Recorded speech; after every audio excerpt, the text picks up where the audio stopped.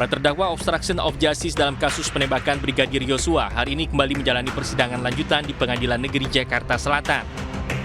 Sidang beragendakan mendengarkan keterangan saksi untuk terdakwa Hendra Kurniawan, Agus Nurpatria, Arif Rahman Arifin, Cuk Putranto, Baikuni Wibowo, dan Irfan Widianto yang digelar di dua ruang sidang berbeda. 6 orang saksi dihadirkan jaksa penuntut umum untuk memberikan keterangan. Di antaranya 2 orang anggota di Propam Polri, Raditya Hernawa dan Agus Saripul Hidayat, staf pribadi Ferdi Sambo, Novianto Rifai, M. Rafli, serta 2 orang saksi ahli selaku ahli digital bernama Heri Prianto dan saksi ahli laboratorium forensik Adi Setia. Keterangan saksi tadi berdasarkan penjelasan dari penyidik ada kurang lebih 10 halaman ya. Nah, dari 10 halaman itu dia memberikan 2 jawaban. 2 jawaban itu hampir merupakan pendapat menurut saya ya. Dia menerangkan bahwa perbuatan Hendra ini bertentangan atau tidak sesuai dengan SOP. Kemudian perbuatan siapa lagi itu tidak sesuai dengan SOP Perkadi. Dengan tidak menyebutkan peraturan yang mana, pasal berapa, bunyinya apa, itu satu ya. Dalam perkara obstruction of justice, 6 orang mantan anak buah Ferdi Sambo ditetapkan sebagai tersangka karena diduga melakukan upaya perintangan penyidikan kematian Brigadir Yosua dengan merusak maupun menghilangkan barang bukti berupa rekaman CCTV di Komplek Polri Duren 3. Dari Jakarta, Nadia Valeri, Leman, dan Khairuddin, iNews melaporkan. Ya pemirsa, sebelumnya dalam sidang lanjutan pembunuhan Brigadir Yosua di Pengadilan Negeri Jakarta Selatan, Barada Richard Eliezer menangis sambil memeragakan adegan saat ia dan Ferdi Sambo menembak Yosua. Jadi pada saat didorong itu korban cuma bilang begini yang mulia, "Ih Pak, kenapa Pak? Ada apa Pak?" Tangannya di depannya, "Ih Pak, kenapa Pak? Ada apa Pak? Ada apa Pak?" Baru kan beliau, "Kau berlutut kamu di situ." Dia jadi posisinya tuh nggak jongkok yang mulia, cuma agak menurun saja yang mulia. Baru tangannya di depan dada. Coba saudara praktekkan. Siap, izin yang mulia. Jadi pada saat didorong, "Woi kau berlutut," didorong ke depan. Itu Bang Yosua kayak gini yang mulia. "Ih Pak, kenapa? Ada apa Pak?" Sambil mundur yang mulia. Begini ya. Siap. Oke. Baru saya langsung tembak yang mulia. Saudara langsung perintahkan tembak. Siap yang mulia. Berapa kali saudara tembak? Seingat saya 3 sampai 4 kali yang mulia. Tidak sampai 4 kali. 3 sampai 4 kali. 3 sampai 4 kali. Saat saudara menembak, saudara melihat posisi korban? Melihat yang mulia. Saudara berhadapan-hadapan? Berhadapan yang mulia. Saudara arahkan kemana? Saya sudah tidak tahu kalau untuk arah tembakannya, saya sudah tidak. Setelah saudara tembak, apa yang terjadi pada korban? Jatuh yang mulia. Apa yang diteriakkan oleh korban? Cuma ada suara mengerang saja. Begitu yang mulia. Terus? Jatuh langsung di samping tangga itu yang mulia. Kemudian? Habis beliau jatuh, almarhum jatuh, EFS ini langsung maju yang mulia. Saya lihat dia langsung pegang senjata. Dia kokang senjata dulu, dia ke arah almarhum, dia ada sempat tembak yang mulia ke arah almarhum. Itu berapa kali saudara FS nembak? saya sudah tidak ingat kalau yang berapa kali dia tembak yang mulia. Ya pemirsa, Eliezer mengungkapkan bahwa ia dan Ricky Rizal sempat berkumpul dengan Ferdi Sambo setelah membunuh Yosua. Ferdi Sambo disebut tertawa sambil menyebut salah dalam menggunakan senjata saat membunuh Yosua. Saya ada Bang Ricky juga. Ya. Sempat beliau belak-belakan juga Bapak ke kami berdua, sempat bilang sambil ketawa Bapak. Sambil ketawa sempat bilang salah pakai senjata katanya. Salah pakai senjata. Jadi penyampaiannya begini gitu, kayaknya ada yang salah, akhirnya tertawa. Iya, baru ketawa dia. Ya pemirsa, Eliezer yang blak-blakan di persidangan kemarin mengungkapkan sejumlah fakta baru. Ketika bercerita detik-detik penembakan Yosua, ia mengaku sempat ke toilet untuk berdoa dan Eliezer menangis. Bagaimana memahami pernyataan dan juga ekspresi dari Richard Eliezer dalam persidangan kemarin hari Senin? Kita akan membahasnya bersama pakar mikroekspresi Monika Kumalasari yang sudah bergabung bersama kami malam hari ini. Selamat malam Bu Monika. Halo, selamat malam. Baik, Bu Monika mungkin sempat menonton atau menyaksikan sedikit ya terkait dengan bagaimana Richard Eliezer kemarin bersaksi di persidangan. Kalau menurut saya sih sedikit lebih ekspresif ya dibandingkan bagaimana saksi-saksi lain memberikan keterangan di persidangan. Tanggapan Anda bagaimana Bu Monika? Ya, di kesempatan sidang kali ini yang kemarin, ini masyarakat juga terkejut melihat bahwa segala sesuatu yang disampaikan semuanya menjadi lebih natural dan apa yang disampaikan ini merupakan sesuatu yang lancar, yang spontan dan bahkan ketika mengatakan tidak tahu pun juga spontan saja. Dan kalau kita lihat di sini ada sinkronisasi antara apa yang disampaikan statementnya dengan ekspresi di wajah baik makro maupun mikronya. Berikut juga dengan body language juga dengan voice, tonality dan sebagainya. Nah, ketika yang paling krusial yang bisa kita amati di sini adalah ketika mengatakan Eliezer ini menembak dan kemudian proses ketika ini terjadi, maka juga dari kita lihat dari beberapa otot di wajahnya juga yang bertanggung jawab terhadap rasa kesedihan ini juga terlihat dan muncul. Dan kemudian juga ini ditunjukkan dengan suara yang tercekat ya. Terus kemudian juga ada blinking red, tanda bahwa seseorang itu stres adalah ada blinking red atau kedipan mata yang meningkat. Nah, jadi apa yang ditunjukkan, apa yang disampaikan oleh apa yang ditunjukkan secara bahasa nonverbalnya, ini semuanya adalah merupakan hal yang kongruen, begitu. Dan genuine ya, Bu Monika? Betul, betul, genuine sekali.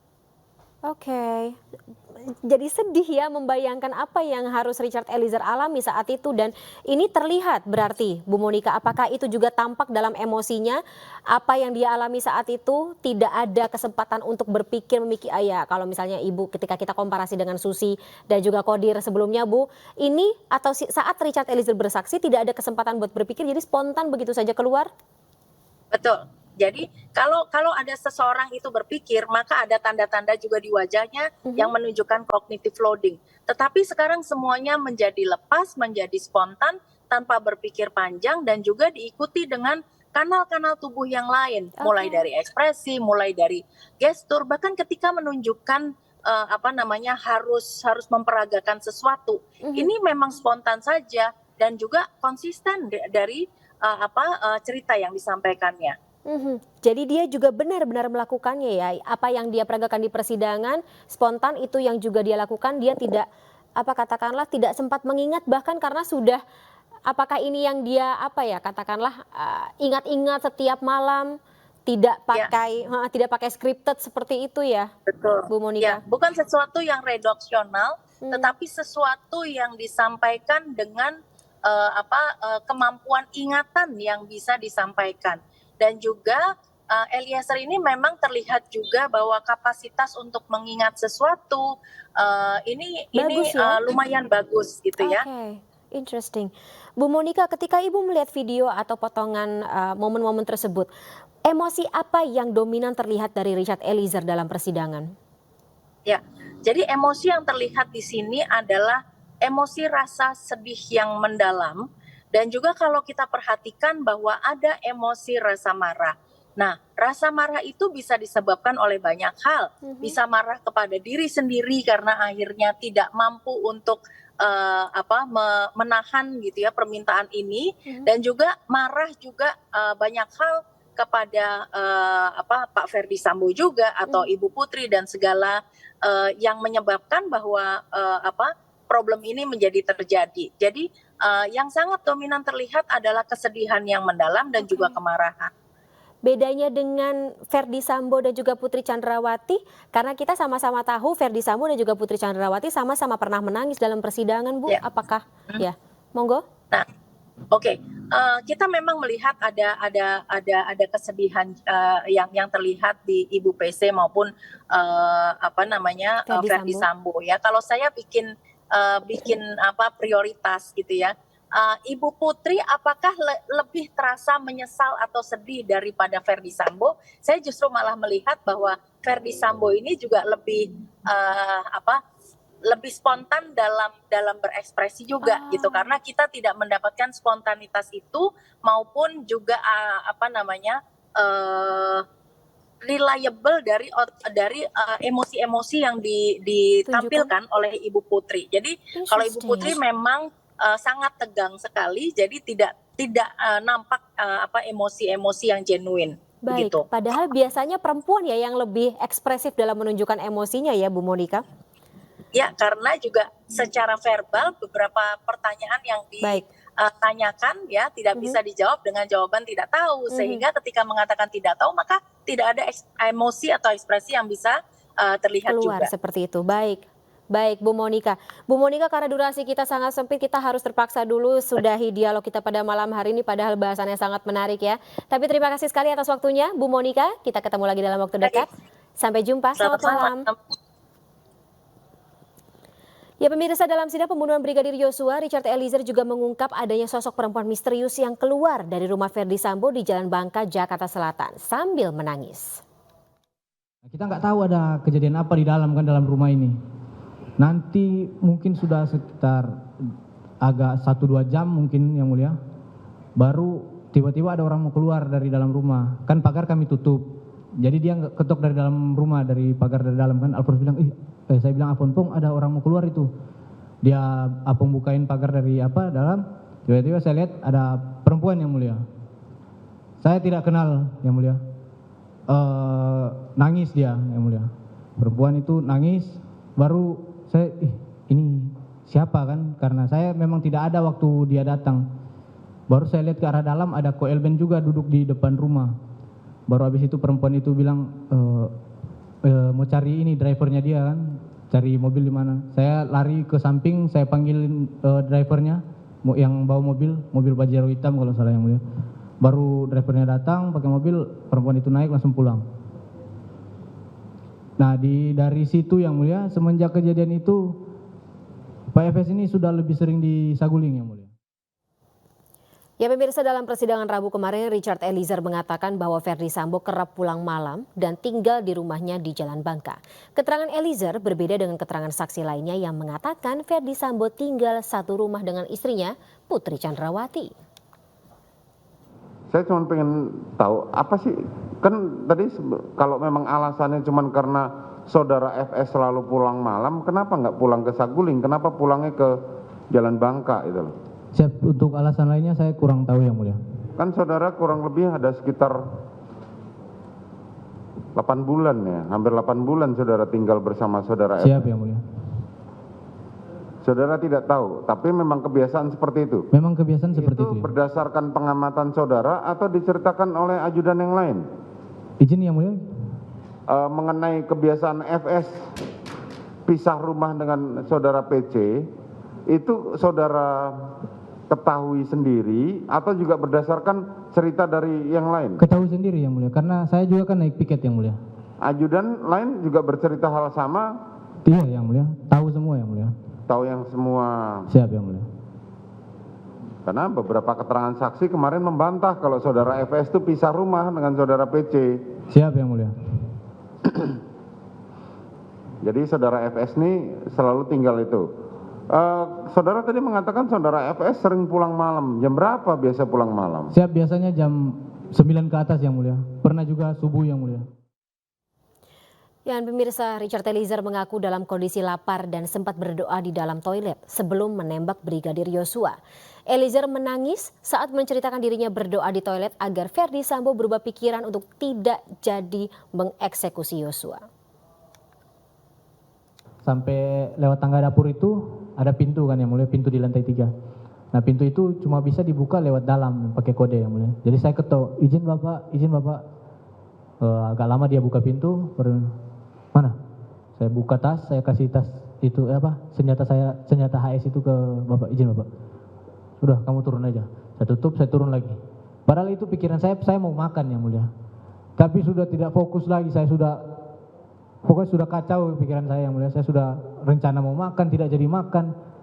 Baru saya pas turun, saya langsung ke toilet yang mulia. Pertama saya ke toilet. Saya masuk ke toilet, saya berdoa yang mulia. Saya bilang, Tuhan, kalau bisa Tuhan ubahkan pikirannya Pak Sambo ya Tuhan. Saya bilang, Tuhan kalau bisa ubahkan pikirannya Tuhan, biar nggak jadi menembak Yosua kan. Saya bilang, karena saya takut juga yang mulia. Saya nggak tahu mau cerita ke siapa lagi pada saat itu. Saya tidak tahu mau cerita ke siapa. Baru saya cuma beraninya berdoa yang mulia. Baru habis saya berdoa, saya keluar, Agus bilang saya, Cat, ya Om, Ibu udah turun Om. Ibu udah Siapa turun. yang bilang gitu? Agus yang mulia, ART. Om, Ibu udah turun.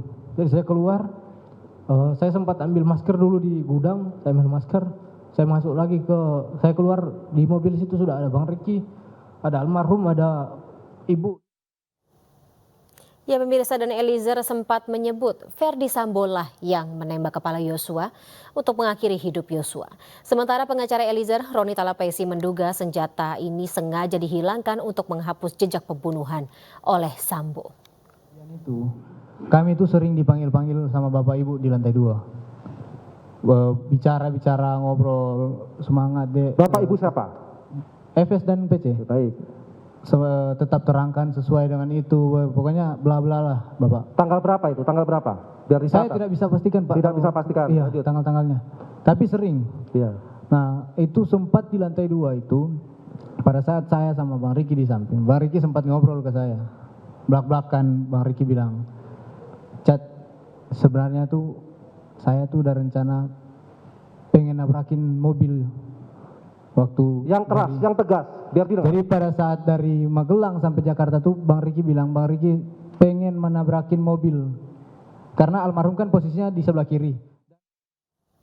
Pemirsa, organ dalam orang tua dan kakak rusak akibat diracun oleh anak bungsunya. Informasinya kami hadirkan sesaat lagi pemirsa. Baik, informasinya akan kami hadirkan sesaat lagi. Tetaplah bersama kami dalam iNews Prime.